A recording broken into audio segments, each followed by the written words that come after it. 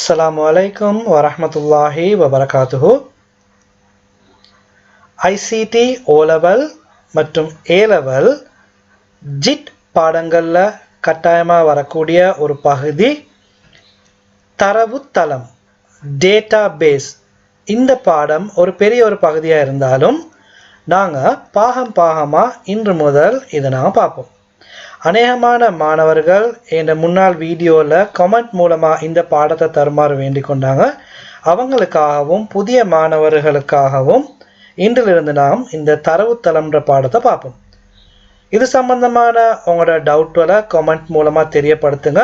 இன்ஷா அல்லாஹ் எதிர் வரக்கூடிய வீடியோஸில் நான் அதுக்கான விளக்கத்தை தரேன்.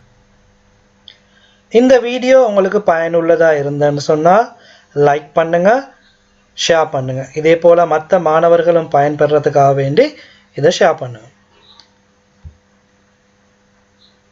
தரவுத்தளம்ன்ற பாடத்தை படிக்கிறதுக்கு முதல்ல நாங்கள் தரவு என்றால் என்ன என்று பார்ப்போம். ஏற்கனவே என்ற பழைய வீடியோவில் நான் சொல்லிக்கிறேன். தரவு என்றால் கருத்தளிக்க முடியாத எண்கள், எழுத்துகள், குறியீடுகள் யாவும் தரவு எனப்படும். கருத்தளிக்க முடியாத எண்கள், எழுத்துகள், குறியீடுகள் யாவும் தரவு எனப்படும்.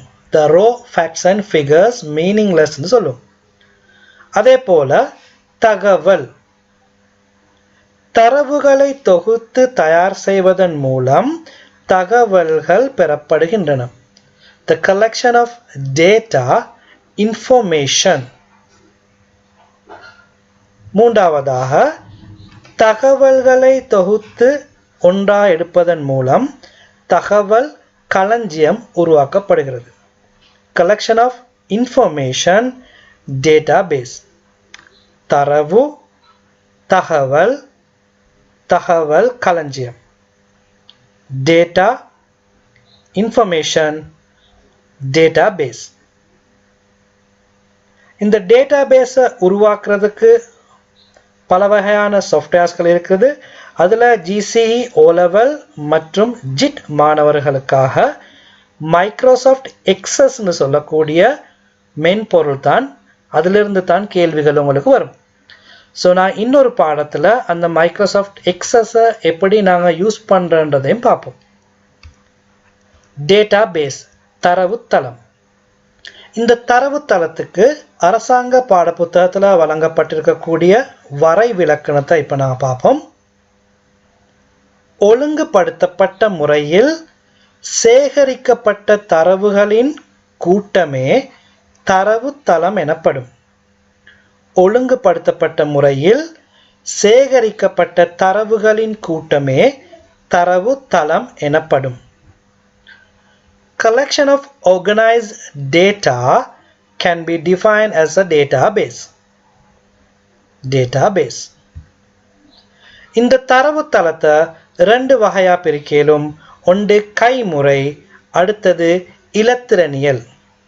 கைமுறை, இலத்திரனியல், மேனுவல் அண்ட் எலக்ட்ரானிக். கைமுறை, மேனுவல். கைமுறை என்றால் கையின் மூலம் பேனை, பென்சில் அல்லது ஏதாவது ஒரு உபகரணத்தை கொண்டு தாளிலோ அல்லது ஏதாவது ஒரு பொருளிலோ எழுதி வைப்பதை நாம் சொல்லுவோம் கைமுறை தகவல் களஞ்சியம். எழுத்துக்கள் மூலம் எழுதி வைப்பது கைமுறை தகவல் களஞ்சியம். இலத்திரனியல், எலக்ட்ரானிக் டேட்டாபேஸ் என்று சொன்னால் ஏதாவது ஒரு இலத்திரனியல் கருவியில் தட்டச்சு செய்து சேவ் பண்ணி வைப்பது நாம் இலத்திரனியல் தகவல் களஞ்சியம் என்போம். மொபைல் ஃபோன் அல்லது கம்ப்யூட்டர், லேப்டாப், டேப்ஸ், இதே போல் ஏதாவது ஒரு இலத்திரனியல் கருவியில் டைப் செய்து சேவ் பண்ணுவது நாம் இலத்திரனியல் தகவல் களஞ்சியம் என்போம். தகவல் களஞ்சியம், தரவுத்தளத்தின் இரு வகைகள். ஒன்று கைமுறை, அடுத்தது இலத்திரனியல், மேனுவல் அண்ட் எலக்ட்ரானிக். இப்போ நான் பார்ப்போம். இதை ஈஸியாக விளங்குறதுக்கு உங்களோட பாட புத்தகத்தில் தரப்பட்டுள்ள ஒரு உதாரணத்தை முதல்ல பார்ப்போம். கைமுறை என்றால் எங்களோட டெலிஃபோன் நம்பர்ஸ் நாங்கள் டெலிஃபோன் டிரெக்டிவ் ஒரு டெலிஃபோன் புக் ஒன்றில் நாங்கள் எழுதி வைப்போம். A to Z ஆர்டர்ஸுக்கு ஒரு டெலிஃபோன் புக்கில் நாங்கள் ஒவ்வொருத்தருடைய பேரை எழுதி வைப்போம். இதை நாங்கள் சொல்லுவோம் கைமுறை என்று சொல்லுவோம். அதே போல் இப்போ நாங்கள் மொபைல் ஃபோனில் டெலிஃபோன் நம்பரை சேவ் பண்ணுறதுக்கு எங்களோட கண்டாக்ட் லிஸ்ட்டில் டைப் பண்ணி சேவ் பண்ணி வைப்போம். தேவையான நேரம் எங்களுக்கு இதை எடுத்துக்கொள்ள இயலும். அப்போ டெலிஃபோன் நம்பர்ஸை ஒரு புக் மூலமாக எழுதி வைக்கிறது நாங்கள் சொல்லுவோம் கைமுறை. ஃபோனில் டைப் பண்ணி சேவ் பண்ணுறது இலத்திரனியல் முறை. இப்போ நாங்கள் பார்ப்போம் இந்த கைமுறைக்கும் இலத்திரனியல் முறைக்கும் உள்ள வித்தியாசங்கள். ஆரம்பகால பாடசாலைகளிலோ அல்லது அலுவலகங்களிலோ இந்த தகவல் களஞ்சியம் எவ்வாறு சேமிக்கப்பட்டுள்ளது என்றால் நீங்கள் அறிந்த விடயம் வீடியோக்களில் பார்த்திருப்பீர்கள் அல்லது நேரடியாக கூட பார்த்திருப்பீர்கள். நிறைய ஃபைல்களில் எழுதி கபடாக அடுக்கி வைக்கப்பட்டிருக்கும். ஆனால் இவ்வாறு அடுக்கி வைக்கப்பட்டால் அவசரத்துக்கு எங்களுக்கு அதை தேடிக்கொள்வது மிகவும் கடினம். அதே போல இயற்கையின் சீற்றங்களின் காரணமாக தண்ணீர், நெருப்பு, காற்று இவற்றால் கூட அழிவதற்கான வாய்ப்புகள் அதிகம். இன்னும் விலங்குகளால், எலி போன்றவற்றால் அவை நாசமுற வாய்ப்புள்ளது. ஆனால் இலத்திரனியல் அவ்வாறு இல்லை. எங்களுக்கு தேவையான மாதிரி இதை சேவ் பண்ணி பாஸ்வேர்டு கொடுத்து திருடர்கள் அதை எடுத்துக்கிடாமல் பாஸ்வேர்டு கூட கொடுத்து பாதுகாப்பாக வைக்கலும். கைமுறையில் நிறைய இடவசதி தேவைப்படும். ஆனால் இலத்திரனியல் முறையில் ஒரு சிறிய ஒரு பென்டிரைவிலோ அல்லது ஒரு மெமரி கார்டிலோ சேவ் பண்ணி வைக்கலும். கைமுறையில் காணப்படக்கூடிய தகவல்களை இடத்துக்கிடம் கொண்டு செல்வது மிகவும் கடினம். ஆனால் இலத்திரனியல் முறையில் காணப்படுவதை பென்டிரைவிலோ மெமரி கார்டிலோ போட்டு எடுத்து செல்லலாம்.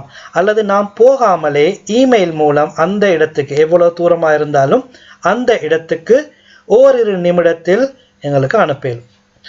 ஸோ கைமுறையை விட எங்களுக்கு இலத்திரனியல் முறை தான் பாதுகாப்பு அதிகமானது. அதே போல் இன்றைய காலகட்டத்துக்கு உகந்தது. நான் ஏற்கனவே சொன்ன அந்த டெலிஃபோன் புக் உதாரணம் போல் எங்களுக்கு பேங்க் டிரான்சாக்ஷன் சொல்லிடும். ஒவ்வொருத்தரும் பேங்க்ல ஒரு அக்கௌண்ட் ஒன்று திறந்தால் அவங்களுக்காக முதல்ல வழங்கப்படக்கூடிய அந்த பேங்க் புக் நான் சொல்லுவோம் கைமுறை. ஒவ்வொரு முறையும் நாங்கள் இந்த கைமுறையால் அப்டேட் பண்ணிக்கொள்வோம். ஆனால் நாங்கள் டிரான்சாக்ஷன் செய்யும் போது அந்த புக்கை கொண்டு போவிட்டாலும் எங்களுக்கு ஏடிஎம் மெஷின் மூலமாக எங்களோட கார்டை யூஸ் பண்ணி கேஷை வித்ட்ரா பண்ணலும் அல்லது டிபாசிட் பண்ணலும் ட்ரான்ஸ்ஃபர் பண்ணலும். ஸோ இதை நாங்கள் சொல்லுவோம் இலத்திரனியல் முறை. ஸோ இந்த பேங்க் டிரான்சாக்ஷனை நீங்கள் நினைவில் வைத்து கொண்டாலே கைமுறை சிறந்ததா அல்லது இலத்திரனியல் முறை சிறந்ததா என்பதை விளங்கிக் கொள்ளலாம். அரசாங்க பாடப்புத்தகத்தில் இதனால் வழங்கப்பட்டிருக்கக்கூடிய நன்மைகளை பார்ப்போம். இந்த தலைப்புகளை மட்டும் நான் இந்த இடத்துல சொல்கிறேன். உங்களுக்கு அந்த புக்கை வாசித்து இதை விளங்கிக் கொள்ளையிலும். தரவுகளை இலகுவாகவும் வேகமாகவும் பகுப்பாய்வு செய்ய முடிதல், இது ஒரு நன்மை. அதாவது இலத்திரனியல் தரவுத்தளத்தின் மூலம் ஏற்படக்கூடிய நன்மை தரவுகளை இலகுவாகவும் வேகமாகவும் பகுப்பாய்வு செய்ய முடிதல், தரவுத்தளத்தை பகிர முடிதல், தரவுகளின் சுயாதீனத்தன்மையை காணப்படல், தரவுகளின் சுயாதீனத்தன்மை காணப்படல், தகவல்களை வினைத்திறனுடன் தேடிக்கொள்ள முடிதல், இலகுவாக பிரதிகளை பெற முடிதல். இதையும் எங்களுக்கு சொல்லேனும். கைமுறையில் இருந்தேன்னு சொன்னால் எங்களுக்கு ஃபோட்டோ காப்பி தான் அடிக்கணும், அதுவும் சிரமமாக இருக்கும். ஆனால் இலத்திரனியல் முறையில் இருந்தேன்னு சொன்னால் எத்தனை பிரிண்ட் அவுட் வேணுண்டாலும் எங்களுக்கு ஒரே அடியில் அடிச்செடுக்கலும் கிளியரான முறையில். தரவுகளை சேமிப்பதற்காக மிக குறைந்த இடம், கொள்ளளவு போதுமானதாக இருத்தல். அதே போல் இங்கிலீஷ் புக்லேயும் உங்களுக்கு பார்க்கலும் எலக்ட்ரானிக் டேட்டா பேஸால் கிடைக்கக்கூடிய advantage, more efficient and retrieving information, easy to obtain copies, smaller physical space to store data. இந்த மாதிரி உங்களுக்கு இந்த புக்கில் பார்த்து விளங்கிடும். இன்றைக்கு நான் டேட்டா பேஸ் தரவு தளம்ன்ற பாடத்தை ஆரம்பிச்சிருக்கிறேன். இதில் இன்னும் நிறைய பகுதிகள் இருக்குது.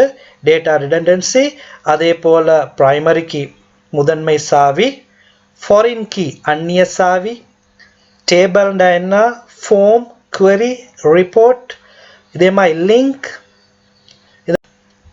நான் ஆரம்பத்தில் சொன்னது போல் எக்ஸஸ்ன்ற மென்பொருளை எப்படி திறக்கிறது, அதில் எப்படி கிரியேட் பண்ணுறது, பிரிண்ட் அவுட்ஸ் எடுக்கிறது எப்படி, இந்த மாதிரி ஒரு பெரிய ஒரு பகுதி இந்த டேட்டா பேஸில் உள்ளடக்கப்பட்டிருக்குது. எங்களோட இந்த சேனலோட தொடர்புலேறீங்க. இன்ஷா அல்லாஹ் எதிர்வரக்கூடிய காலங்களில் மேலதிகமாக பார்ப்போம். அஸ்ஸலாமு அலைக்கும் வரஹ்மத்துல்லாஹி வபரகாத்துஹு.